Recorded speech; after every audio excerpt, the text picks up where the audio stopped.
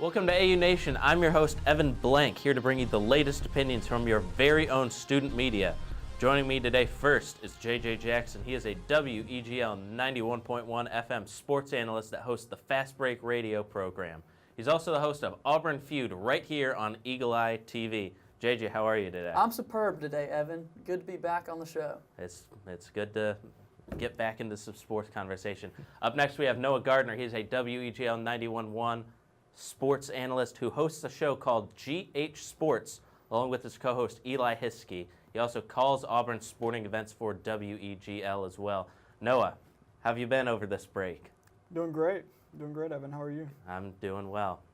And last, but certainly not least, we have Mr. Evan McCullers. He is one of the assistant sports editors for The Plainsman. Evan, how you been? I've been great, Evan. Hope you've been the same. I certainly have been. All right, enough chit-chat. We've been off for a number of weeks. Now on to our first topic. We start with men's basketball. Your Auburn Tigers men's basketball team has had its share of ups and downs. A big win over a ranked Kentucky team and Alabama at home, followed by a crushing defeat on the road against Florida.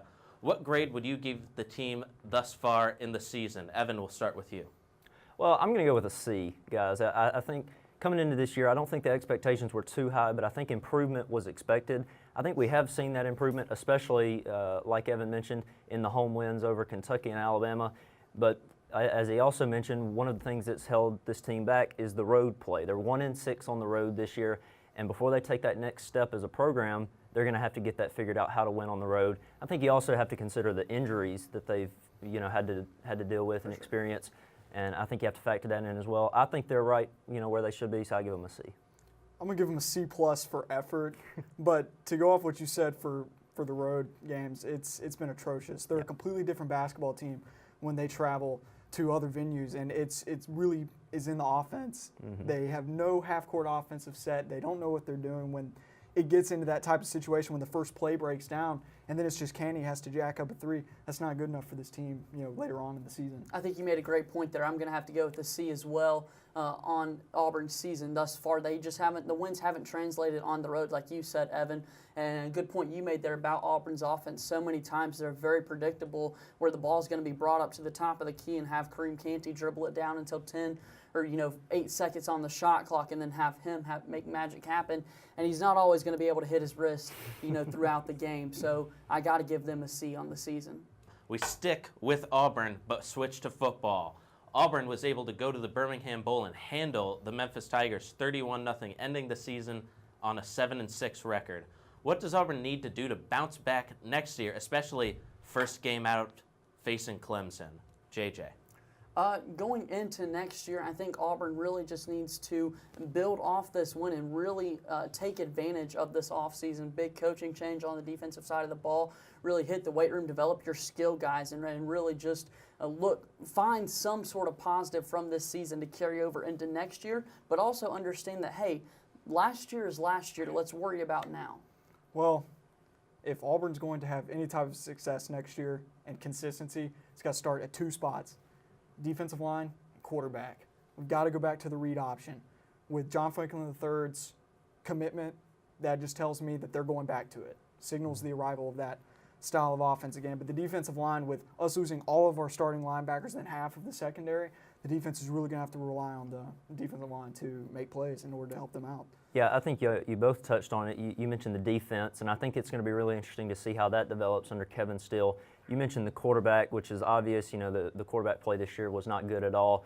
But a spot I think is overlooked a lot is the offensive line. And J.B. Grimes, the offensive line coach, just left for Cincinnati a few weeks ago.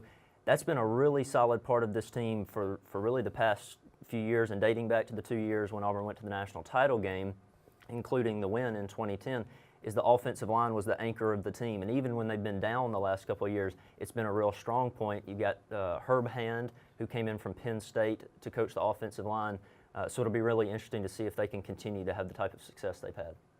Auburn football, it's all the talk, no matter what time of year here around campus. All right, that wraps up the Auburn segment. Coming up next, we turn national. We wrap up the college football season, preview the Super Bowl, and talk some basketball. That's next on AU Nation, Eagle Eye TV, Channel 6. I hope that you've been able to learn a strong work ethic surrounded by character, integrity, perseverance, so that when your 1 second comes, you'll be prepared for it. Chris Davis. 45, there goes Davis! Your 1 second, our 1 second is now. And our lives have been guided by the principles of one of the greatest academic institutions in the country, Auburn University.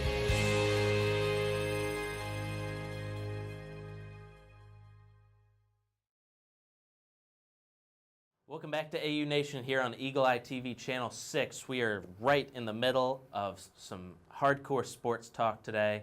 It's an exciting time in the world of sports. We'll start, though, by wrapping up college football. The Alabama Crimson Tide are your 2015 college football national champions, defeating Clemson 45-40 in a wild game in Dallas. What does this game mean for both Alabama and Clemson? Well, for Alabama, it means another one. Another one added to the trophy case. And that's going to be a buffer to their recruiting because I believed that the dynasty could have began to topple if they hadn't won this year. That's a bit of a hiatus that they had going there when what they originally had was every year or every other year. And now that they got theirs, I believe recruiting is going to take a big jump again. And then Clemson, they've got it to look forward to next year with everybody coming back. Just hands down, they're going to be back next year. Yeah, I agree. Clemson, you have a lot to look forward to next year. I think they, in everyone's eyes, they arrived a year early. And so now you really establish yourself as, hey, we're going to run through the ACC and then hope that we can get back to that title game in the playoff and have a chance to bring back that national championship trophy back to Clemson, South Carolina. And then for Alabama, like you mentioned, it's just another one in the trophy case and really solidified Nick Saban's legacy and what he's been able to do there. Yeah, I like what you just said. You know, I really think for Nick Saban, this was really a legacy type win. You know, they've won 4 in 7 years now, but I think it really proves that he's been able to win regardless of the circumstances. You know, he won all the titles in the BCS system, but he, in the minds of many Alabama fans, failed even though, you know, they made the playoff the first year by not winning a championship. Now he's won it in the playoff too. You know, it really just solidified his legacy at that school and as a college coach overall. He's now one shy of Bear Bryant. And then for Clemson, you know, I agree. You know, you've got Deshaun Watson coming back next year, and I think they're going to be strong again. I was actually just looking at their schedule earlier. It's very manageable in the ACC. You know, really the only tough road game they have is going to be at Florida State. So if they get through that, I see no reason why they can't run the table again and be back. And guys, we're so far removed from that title game that I really forgot, you know, replaying it in my mind, how impressive that was by Nick Saban and that the game plan he drew up and everything. Just thinking back to those great plays, what a win for Alabama. Yeah, it was a great game. You know, I think both those teams will be really strong heading into next year. We got so long till college football. I can't wait till it's back again. But we move on to the pros. Denver and Carolina. These are the two teams that remain heading into the 50th edition of the Super Bowl. Cam Newton will look on to take on Peyton Manning in a showdown of youth versus age, young talent versus future Hall of Famer. The Broncos survived the Patriots' late run to win a 20-18 game thriller. The Panthers rocked the Cardinals 49-15. What are the biggest takeaways from the games on Sunday? By far, you know, I'm going to say something that a lot of people probably aren't going to bring up. I'm going to talk about one of the losers, the Patriots. Whether it's by hitting the weight room or the draft, something has to be done about their offensive line. Yep. It was absolutely atrocious. If they want to go back next year, which the Pats want to go back next year, they're gonna have to improve that very, very big weak spot on their team. They actually have already taken a step. I saw they fired their offensive line coach. He didn't even last another week after that horrendous performance out in Denver. But I think, you know, my takeaway from championship weekend was the contrast in the type of win for each team. Denver, you saw them, like you said, I mean, it was an ugly game, you know, really down in the trenches. You know, it was where it was decided with the Denver defensive line outplaying the Patriots offensive line. And then you had the Panthers that just trounced the Cardinals, you know, from start to finish. So I think it'll be really interesting to see, especially if the Super Bowl stays close late into the game, if maybe that late game win that Denver had may give them a little bit of an advantage over Carolina, who's really just been running all over their opponents. My biggest takeaways is that I'm just so excited for this Super Bowl. You know, Denver's defense was so impressive. Watching, you can talk about how poorly the Patriots' offensive line was, but you have to give Denver a lot of credit. Von Miller, DeMarcus Ware coming around the edge, and then you have Malik Jackson and Derek Wolfe down in front. Just so impressive by then. And then for the Carolina Panthers, a hometown team of mine, just so excited to have this opportunity. I think you really saw that a lot of people are giving them a lot of hate for the celebrations and that sort of thing, taking a team photo on the sideline in that game, and it's just so exciting. They're really thanking their fans for sticking with them when the rest of the world didn't. And so in honor of the Carolina Panthers, look at my dad, we're headed to Super Bowl 50. I had to, I'm sorry, I have to laugh, but in honor of the Carolina Panthers, Evan Blank, being from that great state, I had to. He's speechless. I don't want you dancing on it. This is horrific. That hurt my eyes. Let's see if I can read this off the teleprompter after that. We move on to picks. We switch mercifully over to basketball, so he's not doing that business anymore. Saturday, NBA game. San Antonio Spurs and the Cleveland Cavaliers start our picks off. JJ. I'm taking Cleveland, a home game for them, Saturday night primetime on ABC. I really think that this is going to be a big win for Tyronn Lue. It just seems like a game that the Cavs are going to win. Seems like a LeBron James game to me, that he's really going to be like, okay, I want to show the world that I am still LeBron James. Look for the Cavs to win on Saturday. I got to go with the Spurs. I'm going to disagree with you. With them being in a bit of a transition period at this moment, I think this is a very tough game for them. I mean, the Spurs only have 7 losses, you guys. They are the team behind the Warriors, and we saw what the Warriors did to them. So expect the same kind of result. Yeah, I agree with you, and I think it's a couple of things. I think, one, rest will play a big factor. The Spurs' last game before Saturday is on Wednesday. The Cavs will be coming off a back-to-back because they play Friday night. They'll have to turn around and play again on Saturday. I think that's going to be a big factor. And you've also seen Kawhi Leonard, who I know got smoked by Steph a couple of times the other night, but still, he's been, over history, he's been able to lock down LeBron fairly well. I think he's going to have a big game on the defensive end of the floor and maybe limit a little bit of LeBron's production that you talked about and give the Spurs a big win. And LeBron's an easier matchup for him. Steph Curry's a smaller guy who has quicker handles and can really take advantage of him off the dribble, where physically he can match up with LeBron. Right. Coming up next, we got a little game show for you. It's Fill in the Blank. You don't want to miss that. It's AU Nation, Eagle Eye TV, Channel 6.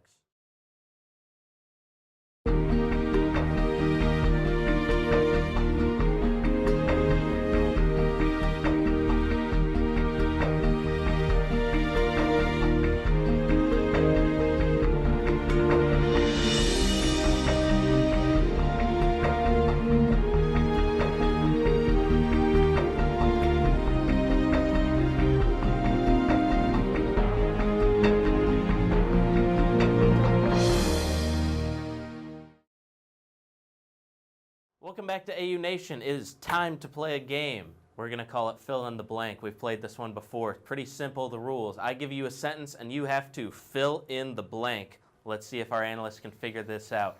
JJ, you'll go first for us. Johnny Manziel is just blank. Living life.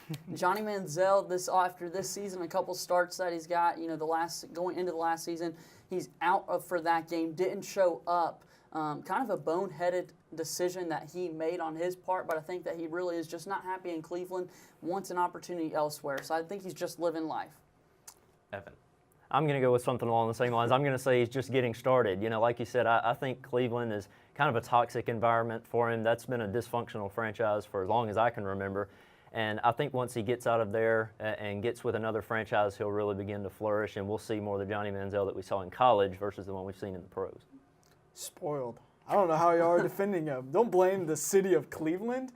I just think he wanted to get out of Cleveland. I will say that. It's similar to how Bosworth, when the Seahawks drafted him, didn't want to go there. Instead of Johnny Manziel doing that, he just decided to make himself toxic to the franchise, to make them let him go so he can go somewhere else. I think you can blame Cleveland. JJ, you love your Bill Simmons, right? For sure. What did Bill Simmons always say in his articles? God hates Cleveland. It's just a fact. All right, we move on. to the NFC Championship game from this past Sunday. We got a video. Let's take a look.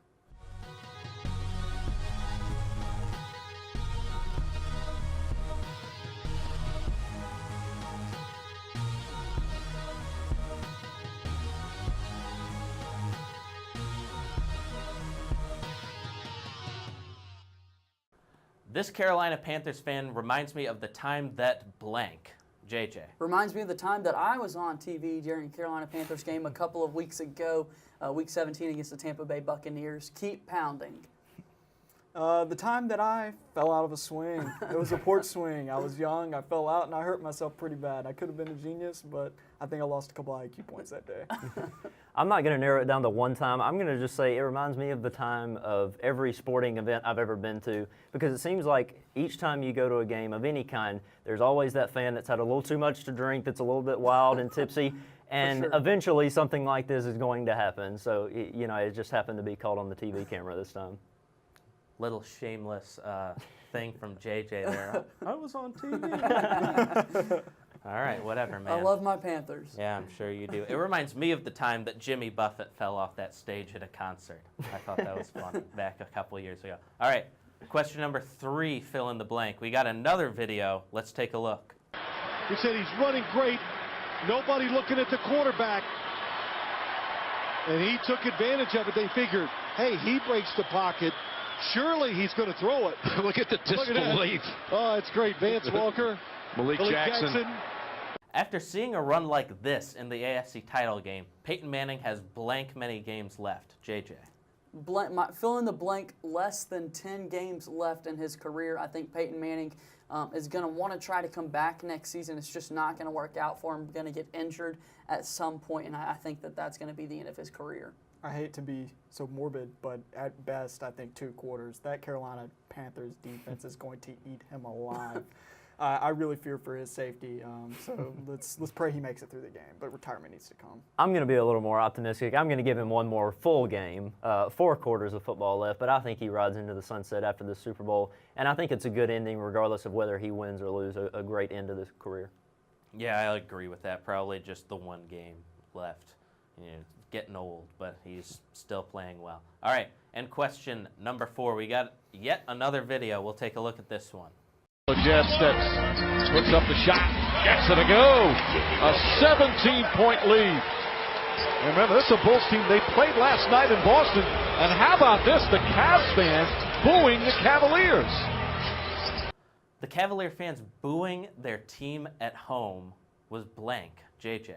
Unexpected for me. I just didn't expect for that to happen in Tyronn Lue's first game, not playing that well. You're happy that David Blatt is no longer the head coach. The team was playing a tough Chicago team and had just, booing the Cavs. I wasn't expecting that to happen. Undeserved. They're the number 1 team in the East. This isn't the Sixers booing off Santa Claus off the court. This is the number 1 team in the East. They're going to be in the finals. Cut them some slack. I'm actually going to contradict you again. I'm going to go with justified because, after the shellacking that they got at the hands of the Warriors, like you said, and then they come back and again on their home floor don't put up a very good effort against the Bulls. Yeah, I know they're the number 1 team. I get that, but still, you expect more from that number 1 team than what they've been showing on the court lately. They want to play well in the primetime games. Absolutely. All right. That was fill in the blank. It's a fun game. I enjoy playing it every time. Coming up next, it's the burning question. Super Bowl, Pro Bowl. We'll talk about that next. AU Nation, Eagle Eye TV, Channel 6. Take a picture of us on your phone? JJ, pull We this do camera out. I want to show the people in the blooper reel. Just go back. I want to show these people that I don't dress up from the waist down. It's jeans and an untucked shirt, tennis shoes. That's how you do it. That's TV, kids. I don't even need it, but I don't know what I got it. See, look at those kids. They have to dress up. Like, why? Look at those bare feet. Like, be professional, like once. And Jelani and Evan. All right, we're ready. We're taking a picture real quick. It's like 2 seconds. Welcome back to AU Nation on Eagle Eye TV Channel 6. It's time for the burning question, our big question of the week that we're wondering about. We are all excited for the Super Bowl in 2 weeks here, but let's not forget about the Pro Bowl this Sunday. I mean, who wouldn't want to watch this absolute abomination of a football game? But let's be honest, the Pro Bowl has been criticized as being boring in the past. What should the NFL do to make it better, or should they just scrap it altogether? Analysts. This thing needs to go to the landfill, scrapped, thrown in the garbage. It's an abomination, like you said. The first time, well, if somebody gets hurt in this game, that's wrong, you know? I mean, nobody's going to want to play to the point where that got them into the Pro Bowl, because these are the best guys in the league. If they play to that point, somebody's going to get hurt. And so I just bring back the skills competition. Let's get rid of the game. It's not a good idea.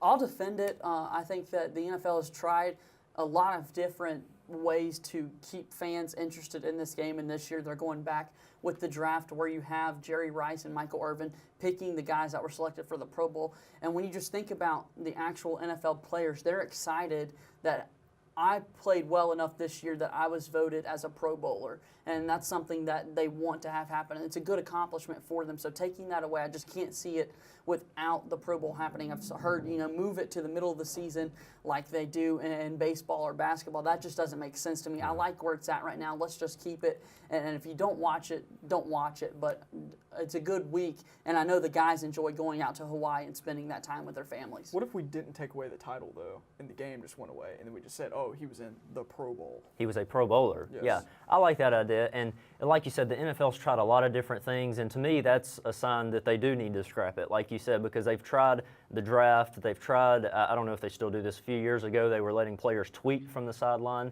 Like I said, I don't know if that's still a thing, but they tried that, and none of it's worked. People still don't care about it. And Evan, I think you're being a little generous calling it a football game. I've played tougher games in the backyard than what they play out there. It's just quarterbacks pitching and catching with the wide receivers. I mean, it's two-hand touch out there. It's not even a football game. And like you said, if you do try to make it a little more hardcore, then somebody's going to end up getting hurt. So I think it's lose-lose. If you keep it like it is, nobody's going to watch. If you make it tougher, somebody's going to get hurt. I think you just got to get rid of it. And I like your suggestion. You still consider the player a Pro Bowler, and because that's a good way to measure how good a player was over a career, I think, or that's one of the good factors.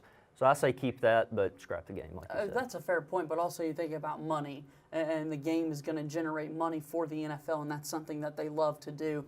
And so I think that keeping the Pro Bowl, I think eventually they're just going to keep the Pro Bowl like it is. I can't see a scenario where it just doesn't happen.